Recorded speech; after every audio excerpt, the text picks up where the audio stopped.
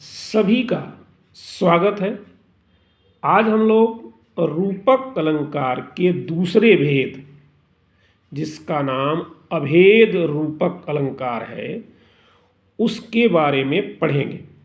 यहाँ आप ध्यान दीजिए, जो अभेद शब्द है वह दो शब्दों से मिलकर बना है। एक तो अ और दूसरा भेद। अ का अर्थ होता है नहीं या के बिना, और भेद आप जानते ही हैं, डिफरेंस। तो अभेद का अर्थ हो गया बिना भेद का।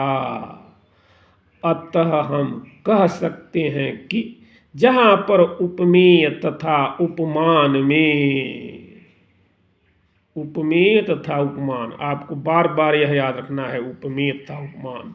उपमेय का अर्थ बार बार मैं कहता हूँ प्रेजेंट, प्रस्तुत और प्रत्यक्ष होता है, अर्थात जिसकी तुलना करते हैं वह होता है। उपमान एब्सेंट, अप्रत्यक्ष, अप्रस्तुत होता है, अर्थात जिससे तुलना करते हैं वह होता है। तो वापस देखेंगे, यहाँ पर अभेद रूपक अलंकार में उपमेय तथा उपमान में कोई भेद नहीं रह जाता है, और जब कोई भेद नहीं रह जाता है तो वहाँ पर अभेद रूपक अलंकार होता है। उदाहरण देखेंगे आप लोग, बहुत ही प्यारा उदाहरण आपके सामने आ रहा है, देखें। सखी नील नभस्सर में निकला, सखी नील नभस्सर में निकला, यह हंस आहा तरता तरता। सखी नील नभस्सर में निकला, यह हंस आहा तरता तरता। यहाँ नील नभस्सर, नील नभ आकाश, सर तालाब, नीले आकाश में सर सरोवर का इस प्रकार आरोप किया गया कि नभ और सरोवर में बिल्कुल भेद नहीं दिखाई देता है। नीले आकाश, नीले सरोवर में। अच्छा, यह हंस आहा तरता तरता, यह शब्द जो है सूर्य के लिए, तो हंस किसको कहा गया? सूर्य को। सूर्य का पर्यायवाची भी है हंस, यह ध्यान रखेंगे। हंस शब्द जो है सूर्य का पर्यायवाची है।